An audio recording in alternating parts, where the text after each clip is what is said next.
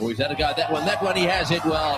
That one's sailing way down over the deep long on fence. And a big six it is as well. Yes, big six it is as well. All right, folks. We have, this took place yesterday. We have the playoffs of the Major League Cricket having concluded as of yesterday. The final leg of the regular season took place the week before, right here in the DFW area. The last match, I believe, was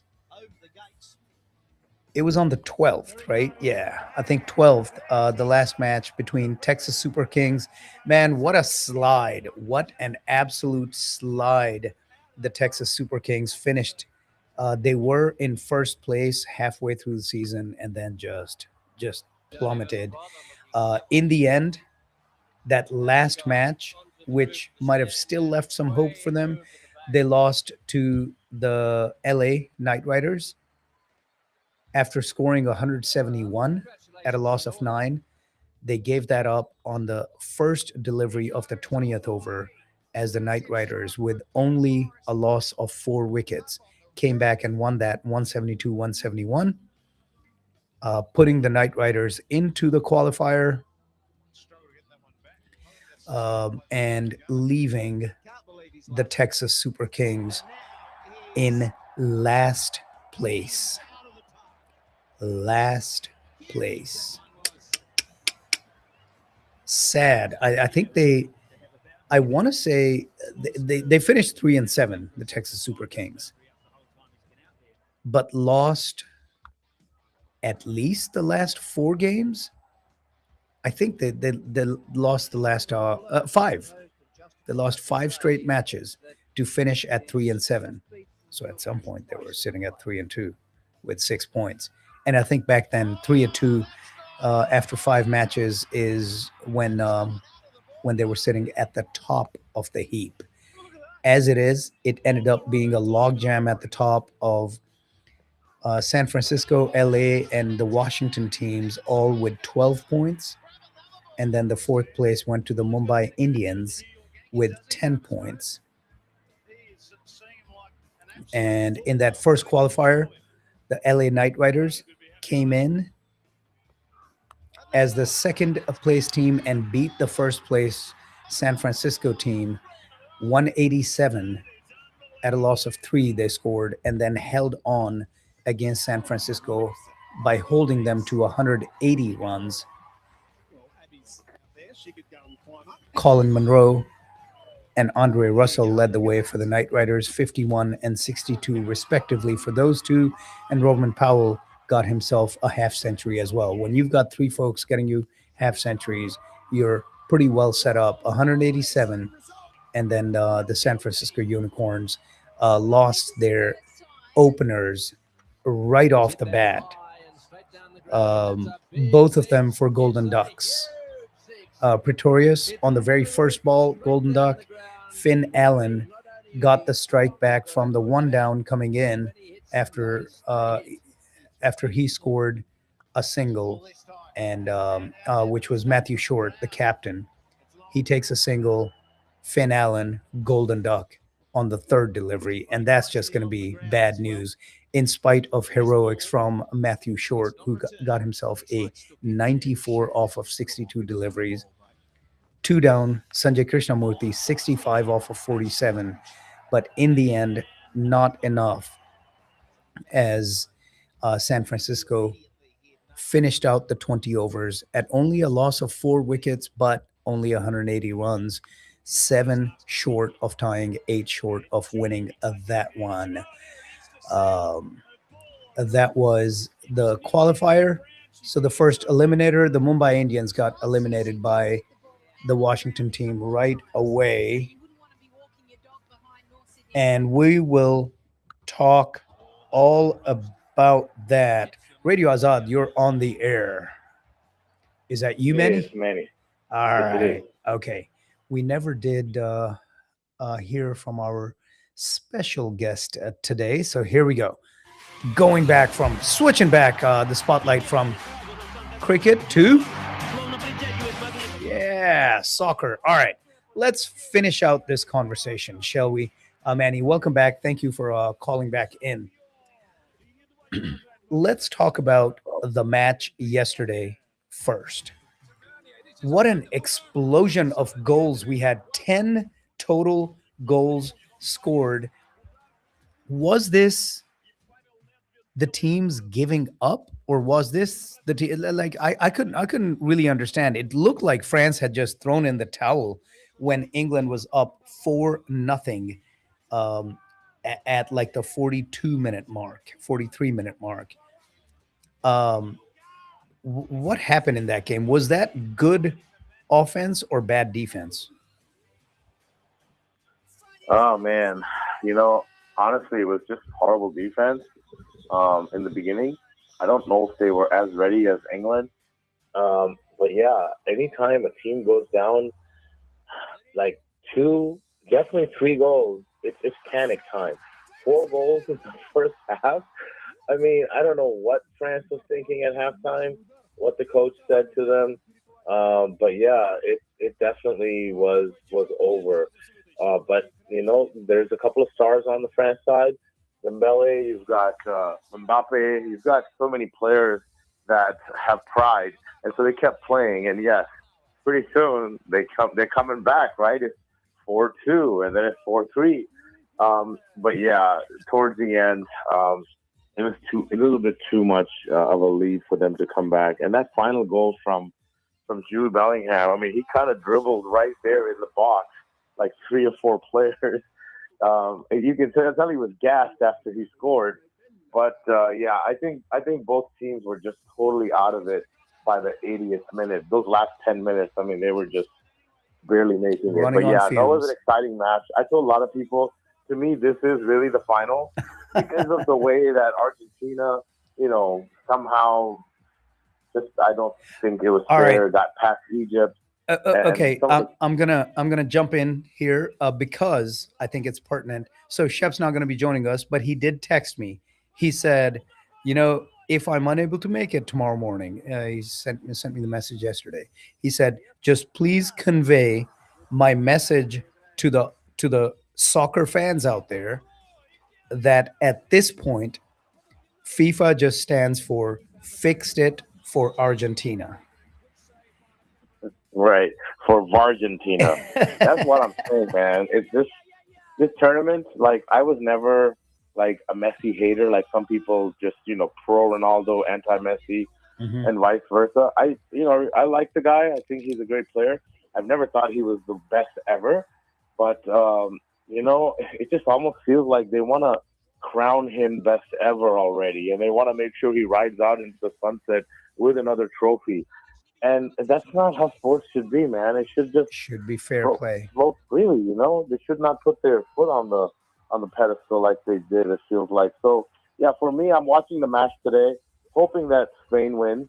And we'll see. We'll see how it goes. But otherwise, yes, it's been an exciting World Cup. There's been a lot of teams that, and I'm a geography buff, okay? I didn't even know about a country called Cape Verde. Right. I feel horrible. Well, I mean, less than 1 million people, 500,000 people population. Where did that come from? And making it to the knockout stage. I mean, just phenomenal story after phenomenal story, for sure. Yeah. I think this was it was a super exciting group play, and even the first couple of rounds. The round of 32 and the round of 16, where the unexpected happened, right? Yeah. I thought this was going to be crowned by Morocco beating France, and that didn't happen. But boy, oh boy, France then came around and just laid an egg against Spain. What did you? Let's hop over to that match. We'll come back to the finals in a little bit, but let's hop over to that match. Spain, France. Spain being able to shut out this French team.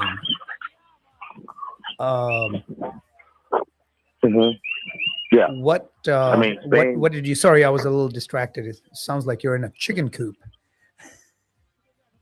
Sorry, I stepped outside. I'm on a farm, so yeah, you're hearing some birds. Let me go back in. Yeah, no, Spain match, man. Spain just basically took away their playmaking abilities. They controlled the possession. If you go back look at that match, they were just in control of the game the whole time. And honestly, France did have a couple of good opportunities to make a comeback, but they just missed far wide. Both of those really good opportunities to catch up. But yeah, I think Spain definitely looking at the current expectations for this final. I think the sportscasters they have Spain winning this one, so we'll see.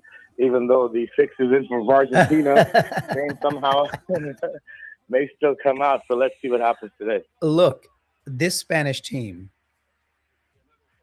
even before that, what they did to France, they had given up a single goal in the whole World Cup. And of course, they came out of this one unscathed.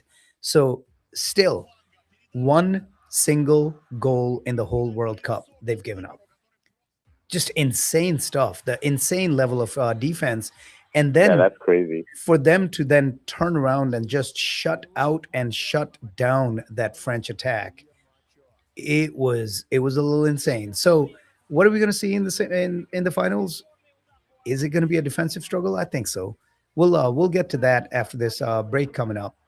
But tell me what this means. I mean, this is I want to say this is the first time that Spain are in the finals since winning the World Cup back in 2010.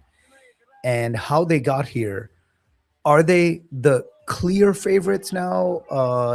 Let's take the fix conversation out of the equation, and I want to make sure that we're not just saying that, right? They still made crunch time, under the gun, great plays against England, Right. against Egypt. Let's take the unfair advantage of the unevenness of the calls that have gone their way in match after match after match. They've got possibly the goat, definitely a top a top five player of all time, right? You're gonna go Pele, Maradona, Absolutely. Messi, Ronaldo, right? I mean, that's how I see it right now in this moment. I say Pele, Maradona, Messi, and Ronaldo. Which Ronaldo? Brazilian Ronaldo or the Portuguese Ronaldo? Because they're both probably in the top five. You I gotta have two actually, yeah, I Ronaldos guess there. it's Ronaldo and Ronaldo. This is gonna become a law firm real quick. Messi, Ronaldo, and Ronaldo. If we take the old school goats out of that discussion, right? If we because I Yeah. really think I think Pele and Maradona, it's very very difficult to even have a conversation about unseating them because of the Yeah. disparity between the it's a different sport, it's different eras. They were the goats, and I think Hmm. they get to stay the goats. but Yeah. but yeah, I think 3, 4, and 5, it's the law firm of Messi, Ronaldo, and Ronaldo. There you go. Right.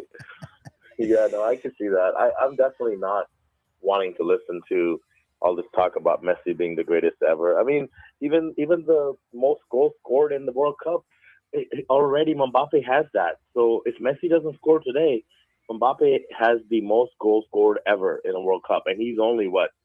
He's not even 30 yet, right? He's going to be Yeah. playing at least in two more World Cups. So yeah, but no doubt, Messi is definitely a top five player. What he's done for the sport, what he's done for Argentina since Maradona's gone, brought the passion back, and they're hoping for what, a fourth star on their jersey. So yeah, it's going to be exciting. I'm definitely rooting for Spain. They I think the current Euro champions, right? They've had almost a dynasty back in when they won the World Cup. There was a period of time when they were just unbeatable with the Iniesta and a couple other players. So yeah, I mean, Yamin Lamal, can't say his name sometimes. He is definitely supposed to be a phenom, and it'll be interesting to see. Hopefully, he assists or has a goal in this game, and it has like the coming of his coming of age. Mhm. But yeah, it's great the way they, Messi and him had a picture when he was a baby, kind of like passing of the baton. So Yeah. it's fitting that I guess they're in this final together. All right.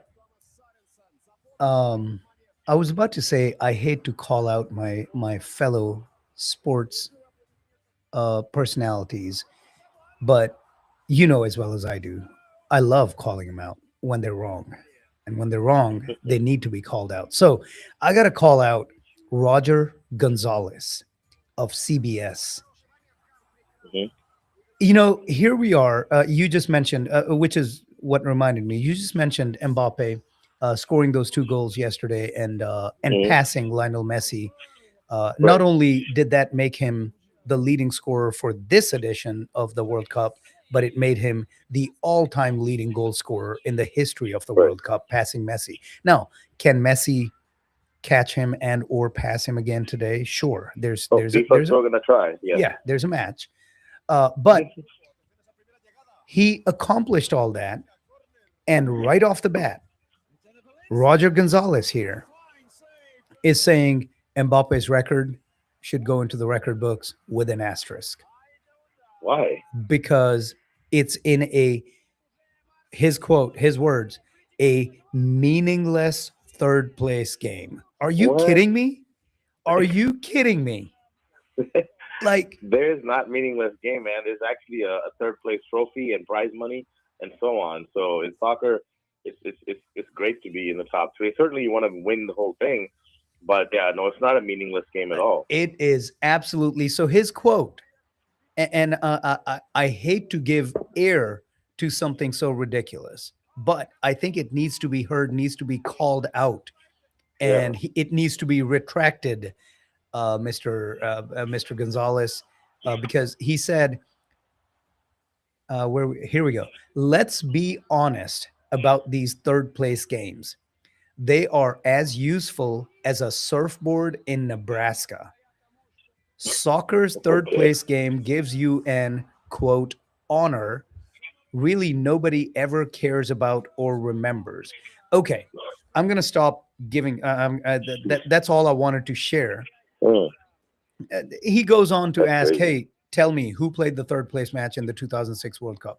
Yes, I think outside of the fans of the team who Hmm. won or who lost, yes, it's going to be Hmm. difficult to remember.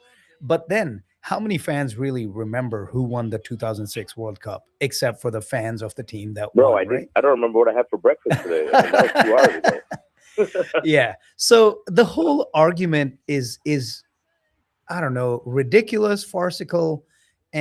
and uh, I don't know. I don't know if he's got something against France. I don't know if he's got. I don't know if Mr. Gonzalez is a fan of Messi, a fan of Latin American soccer versus Europe. I don't know what it is. There's Yeah. another obvious reason between the two players.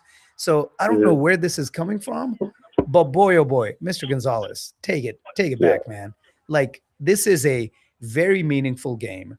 This was a watched game. This was the players, as you said, the players were gassed at the 80th minute and Hmm. still were going at it, Right. right? Um, Absolutely. France still wanted to make a comeback, mount a comeback, and try to win. England Hmm. still wanted to hang on for that third place. So, yeah, I think this is extremely Hmm. disrespectful and uncalled for to every single player who has ever played in one of these third place matches Yeah. and to every single fan who has watched a third place match. I I could don't not. think Robert Gonzalez has ever played soccer, man. That's what it is. Yeah, He's Roger. just But yeah, I don't know who Roger. he Yeah. is. We'll have to look him up. But this just it was eye popping to me when I saw it. And then you mentioned Mbappe passing him, and it reminded me. So I felt that this Yeah. Yeah. needed to be called out. This is absolutely in a world full of ridiculous takes, because that's what happens. That's what works nowadays, right? Yeah. Is ridiculous takes that get you the clicks. In a world full of ridiculous takes, this took the cake for me. This- That, like, I mean, come on, just stop it. Yeah, it's Stop kind it. of CBS, have a chat with Roger Gonzalez. Roger Gonzalez, you need to retract this. The third place match absolutely has a place in the World Cup, and it's very, very Oh, yeah. meaningful to players and fans alike. Yeah. All right, with that, gonna take another break. This is Rizwan and Manny taking a short break, but we're gonna come right back and then get into the match coming up today. You're listening to the Sports Spotlight right here on Radio Azad. Listening to Radio Azad on KDXX 107.9 FM. HD4